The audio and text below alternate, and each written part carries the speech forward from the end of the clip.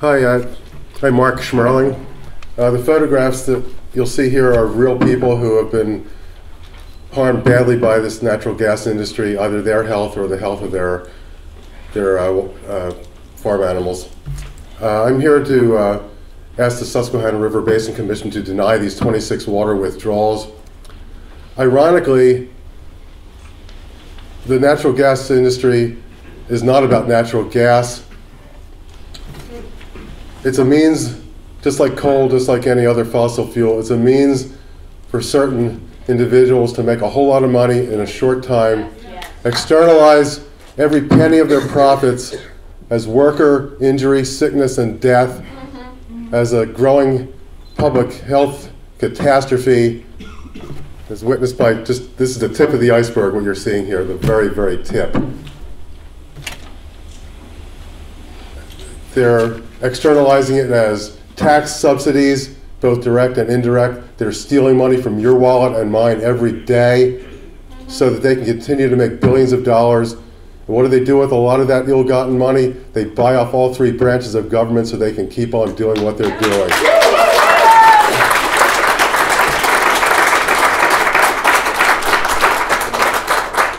Fossil fuel extraction industries, almost by definition, are driven by sociopathic and psychopathic individuals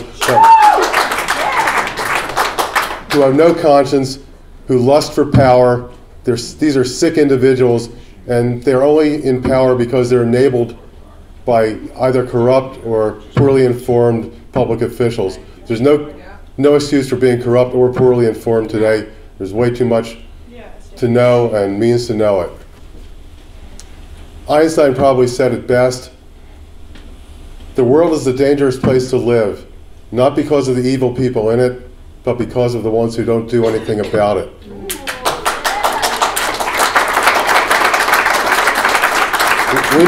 We need to count on the SRBC because they're among those who can do something about it. We need them to protect our water. This is our water in that river. It's not the gas industry's water. Amen. It's not any industry's water. It's our water. So thank you, folks, for doing something about it.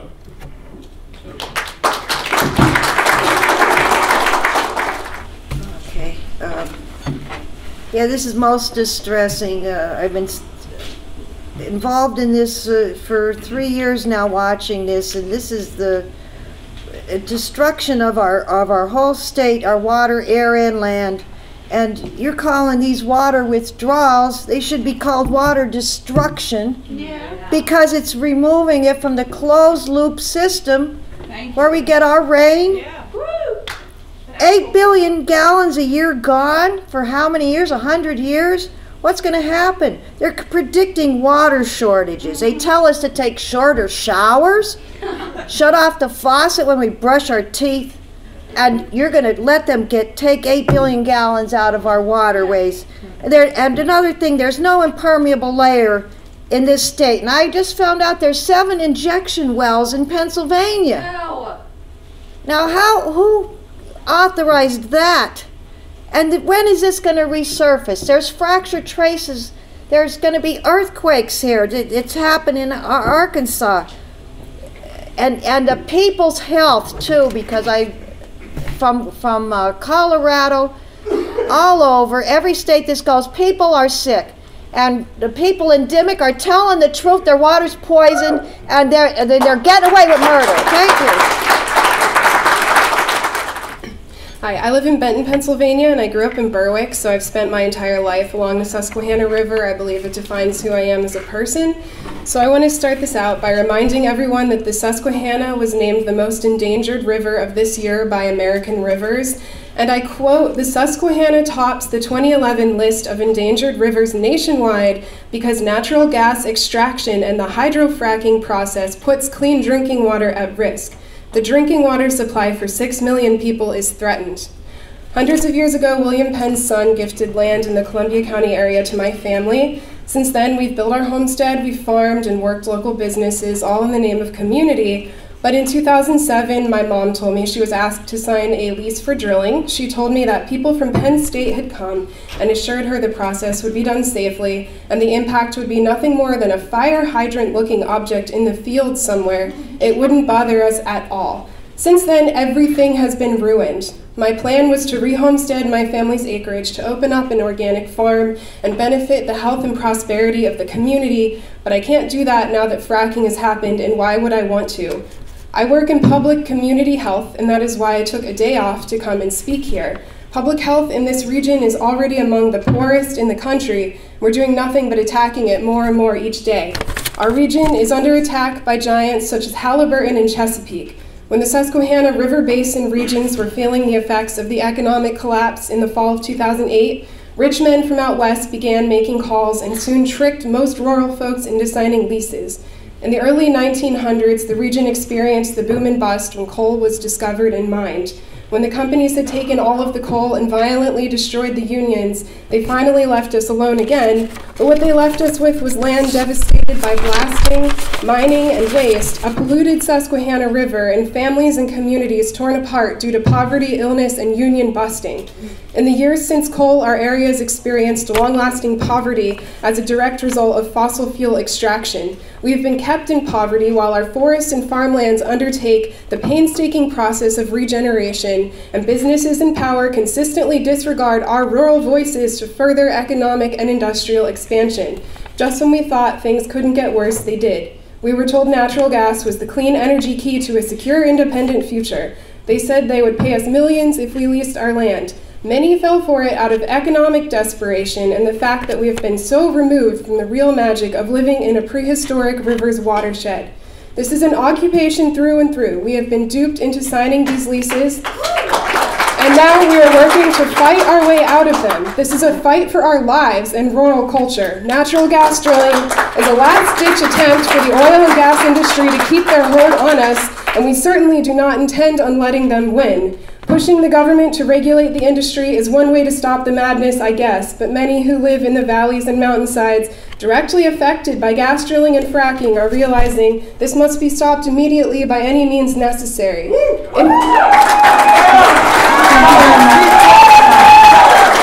you vote these water withdrawals through, you will be instigating an already enraged population that will organize to fight back harder and louder. Consider this your warning. Do not vote these water withdrawals through. Thank you.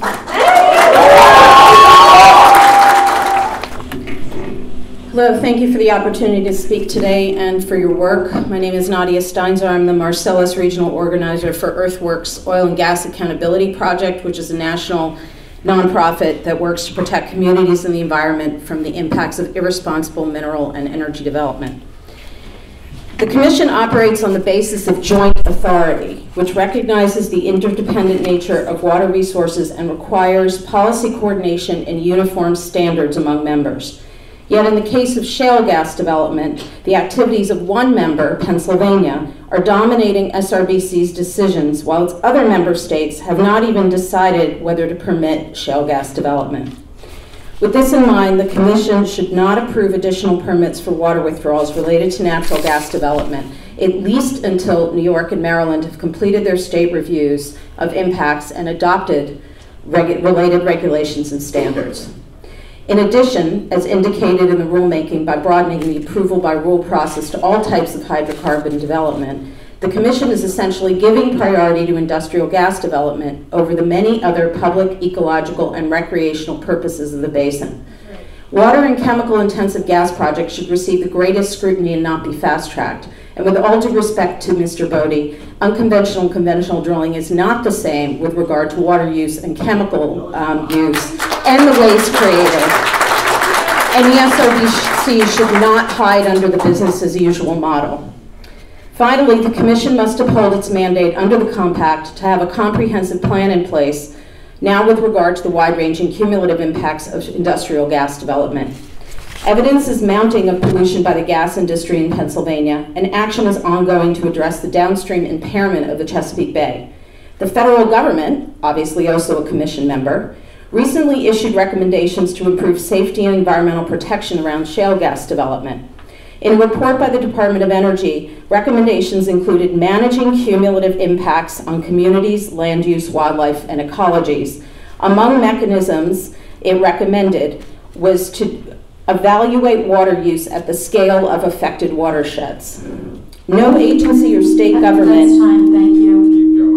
Keep going. Can I just finish with one quote by the Attorney General of Maryland, Douglas Gansler, in a letter to the Commission in August 23rd, in which he asked you to abandon the proposed rulemaking.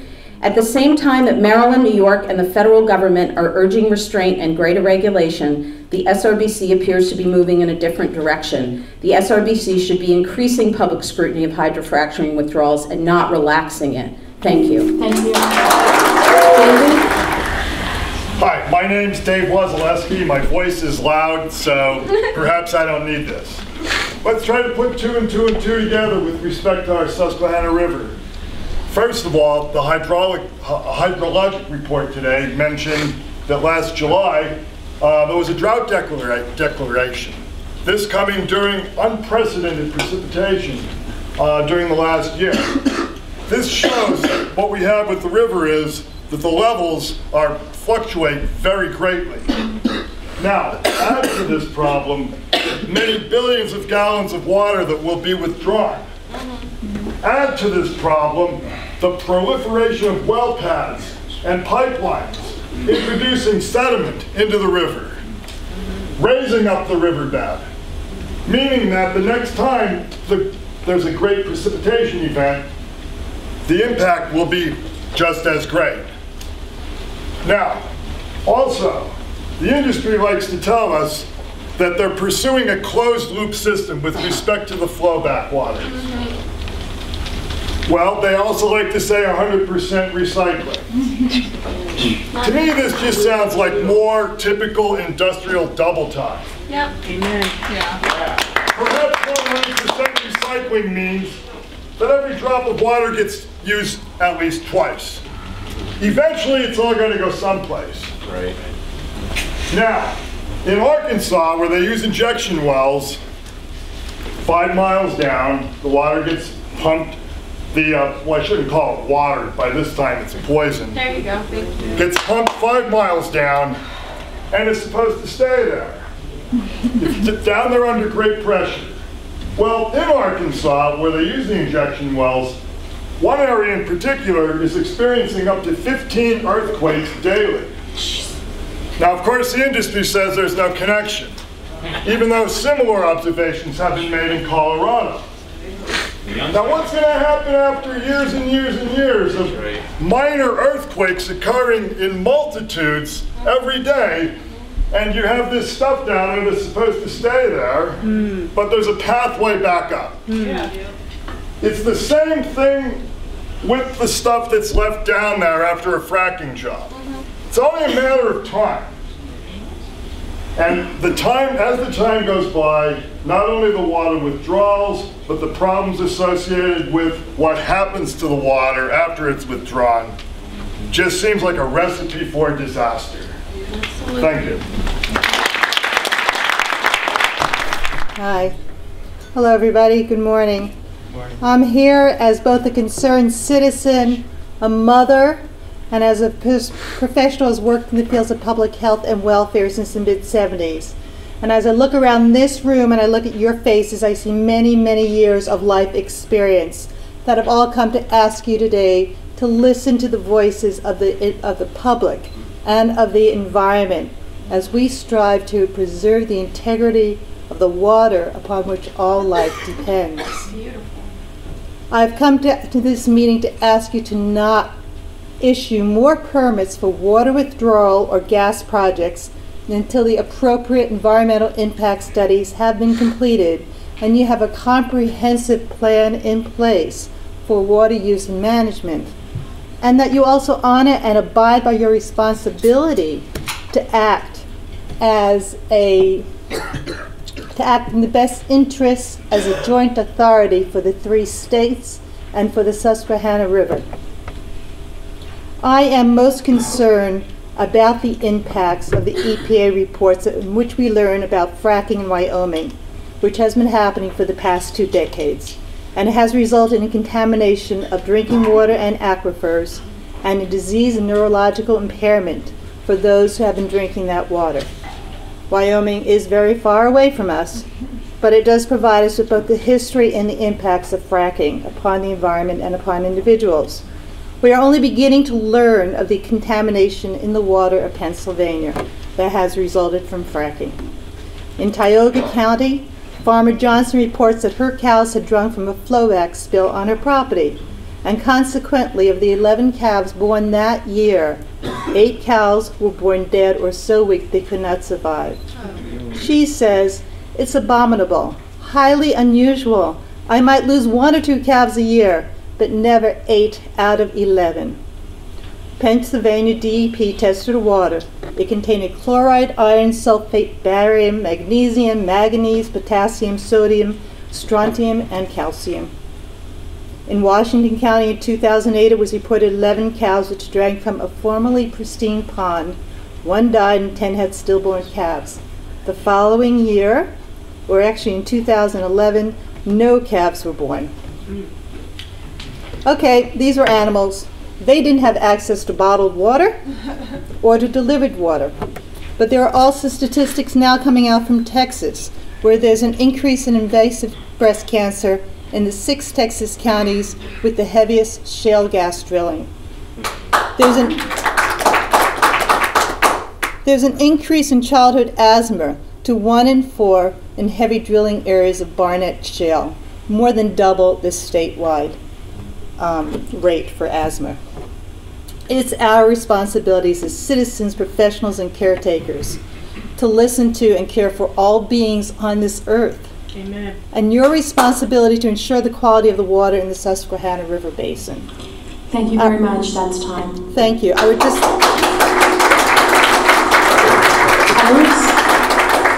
like to say, it's difficult to live without natural gas. I understand that. I drove here today. It'll be difficult for all of us. We can live without natural gas. We can't live without clean water.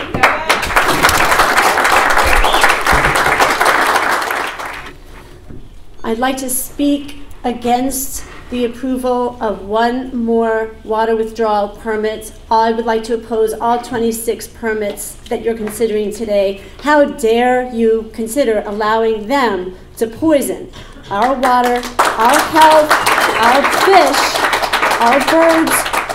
The legacy right now, the acute legacy, not even addressing the cumulative impacts which you refuse to study. The acute legacy includes tumor-ridden deer, dead dogs lying bleeding on the kitchen floor after human beings and dogs drank tap water in Butler County. I can go county after county in Pennsylvania right now with acute impacts. Dead goats and aborted goats, dead dogs and aborted and stillborn and deformed puppies. I don't know if you're reading the same news reports that we are, but we're talking about the New York Times. We're not talking about the internet. We're talking about cases that are happening right now. I'm just going to mention Stacey Haney and Beth Voiles in Washington County, who have lost 21 animals in the past 2 years because of gas drilling. They have fracking waste pit 800 feet and 1,000 feet from their homes respectively.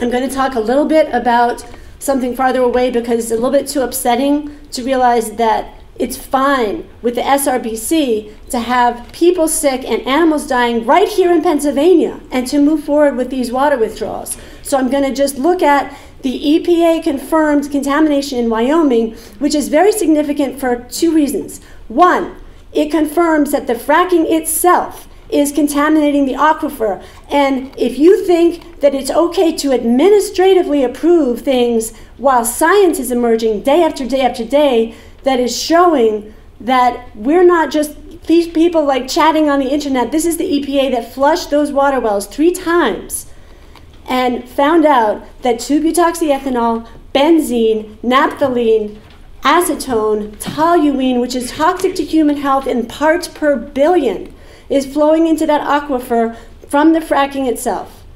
That's a problem. That means stop. right now. We need to stop.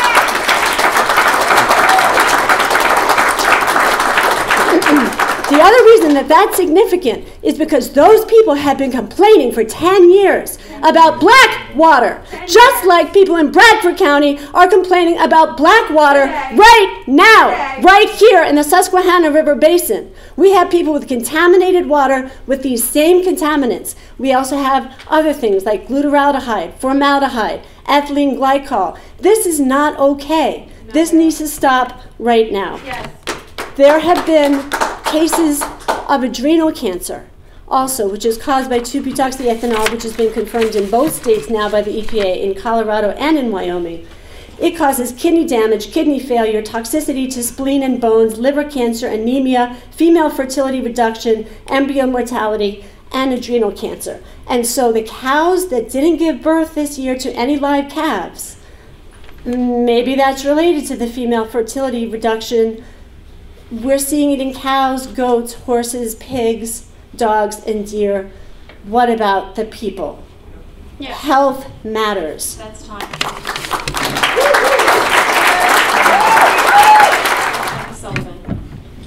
Hi, everybody. I could sit here and list a lot of things that are wrong with fracking, but frankly, other people have done a great job of that so far. I think it's also clear that the tone in the room is definitely anti-natural gas extraction. I don't think we need to discuss much more about that, but I think we certainly will. I'm here to talk about what's wrong with fracking a little bit, but this presentation we saw up here about the acid mine drainage is a clear indicator that money seems to buy power and seems to cause things to happen that don't need to happen. How much is it costing Pennsylvania right now to administer to those plants, I wonder? And they're not even doing a sufficient job. So my question is, how much is it going to cost to clean this mess up? It doesn't matter, because they won't be able to clean it up. There's no way they're going to be able to clean it up.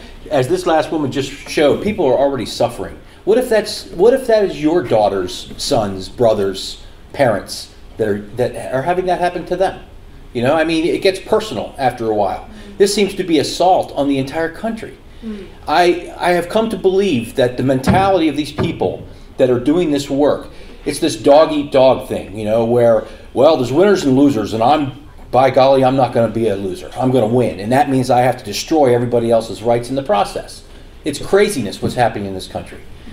One of the other things I wanted to talk about was renewable energy. There seems to be this pervasive belief that renewable energy cannot supply our energy needs.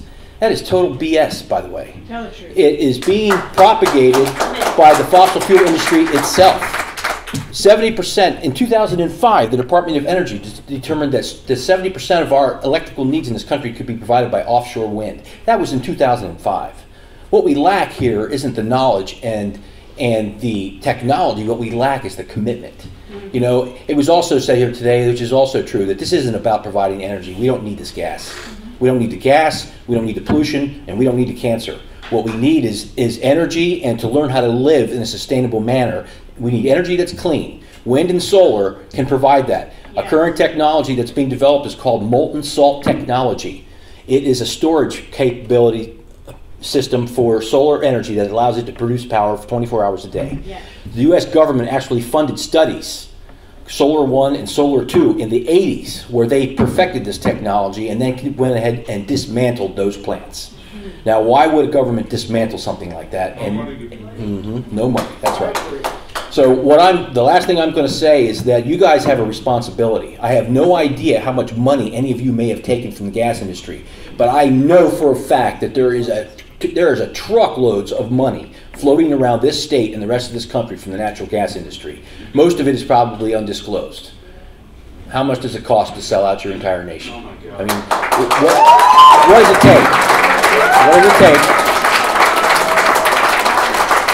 This young woman named Deirdre said it very well. There's going to be repercussions. There's going to be economical, legal, and political repercussions if this continues to go forward.